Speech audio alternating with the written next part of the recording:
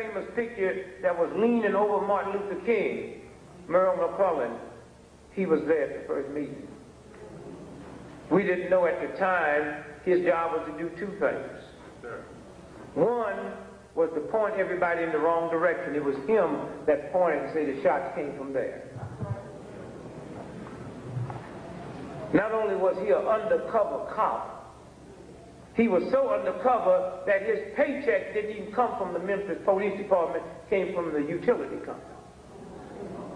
And now tonight, as we sit here, he's a CIA agent. His other job was to infiltrate a little group of little juvenile thugs. They call themselves the Invaders. And y'all got to be careful about what y'all join just because they're yelling and screaming about whitey. Y'all got to be careful about what kind of evil, nasty black folk you get around that want to go blow up something and then wonder why you get arrested on your way there.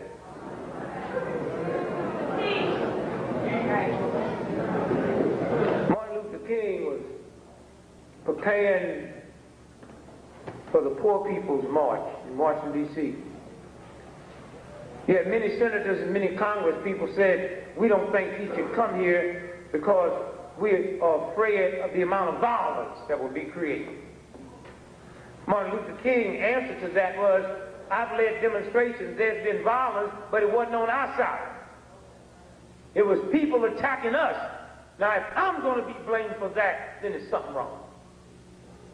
And so they decided that they would create a violent situation.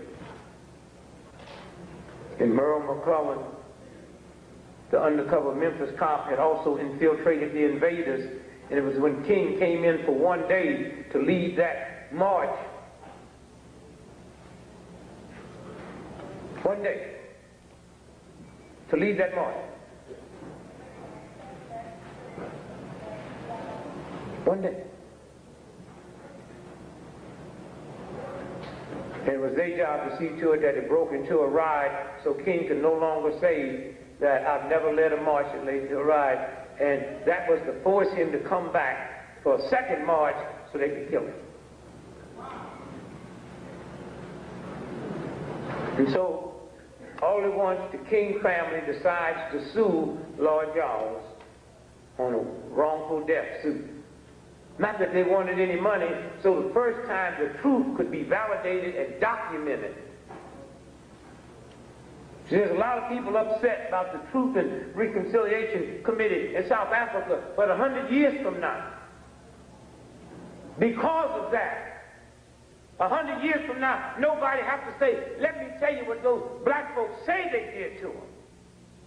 They can't say that now because white folks came and testified under oath that this is what we did. Because of this trial, no longer will anybody be able to say, these conspirators allege this to have happened. It's documented under oath. They subpoenaed the captain who was over the fire station, which was across the street, firehouse number 2 from the Lorraine Hotel. 34 years later, he's 34 years older, 7 years old, fat, getting ready to die, wanting to find Jesus. So he came and raised his hand and told the truth. Would you give your name? Yes. How old are you? What's your occupation? I'm retired. What was it before you retired? The Memphis Fire. What was your top rank? Battalion commander. Where were you on April the 4th, 1968 when Martin Luther King was shot? He said, I was in charge of the fire station across the street from the Lorraine Hotel. Did you notice anything different that day? Yeah, early that morning, some people came and introduced themselves as Army intelligence.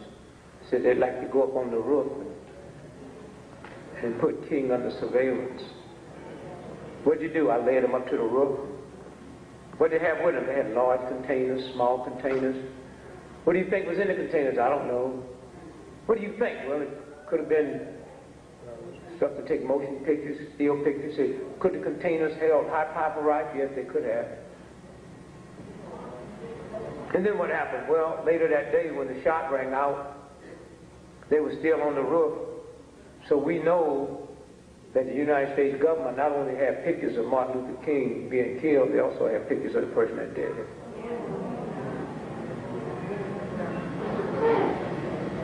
So then what happened? He said, then I rushed across the street and ran up the steps where King was laying on the ground, and I helped put him on the stretcher. Said, did you get to see the wound? Say, yes. Would you describe it to the jury? Say, the wound was going up, which means he had been shot from down here, not up there. He's a white man who ran the fire station, who probably 30-some years ago couldn't care if King lived or died. He's a white man sitting there saying to 6 blacks and 6 white jury that, yes, I saw the wound and the wound went this way. And the next one that testified that he had interviewed people from military intelligence, the 111, the 209. The 209 is so vicious, they were scared of CIA.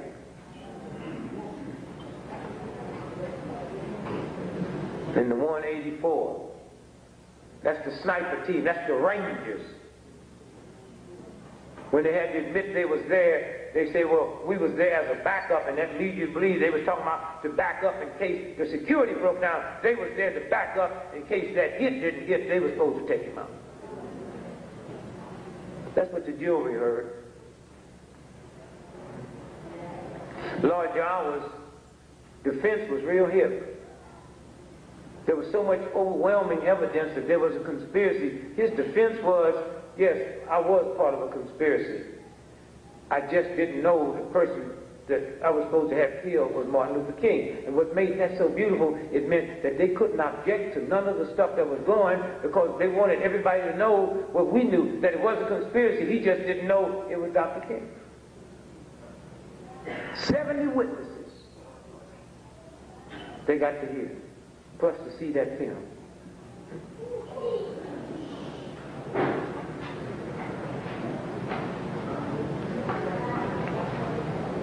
They got to listen to Earl Clark's wife. Who was Earl Clark? Well, when the shot rang out, the dude who shot took the rifle and gave it to Lord Jawas, and he took it through the back of his restaurant window, and then he jumped over a concrete embankment, and there was a black cab driver called Butler, cab 58. He heard the shot. He didn't know King had been hit. He got out the cab to see what happened, see this white man jumping over this concrete embankment, so he followed him around the corner and watched him get into a police cruiser. That man who shot King was Earl Clark, Memphis cop. Dead now. But they subpoenaed his wife. She came to defend the good name of Earl.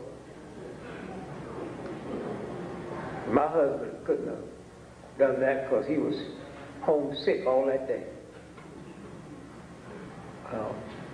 And what time did he find out Dr. King had been shot?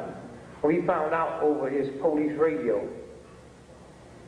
And then what happened? He realized how serious it was that he had to go in. And then what happened? Well, all of his uniforms was in the cleaners. So I had to go get his uniforms out. Miss Clark, you aware what time Dr. King was shot? Oh, I think it was a little bit after 6 o'clock. Miss Clark, are you aware that the cleaners closed at 5? That's what the jury heard. Huh? That's what the jury heard.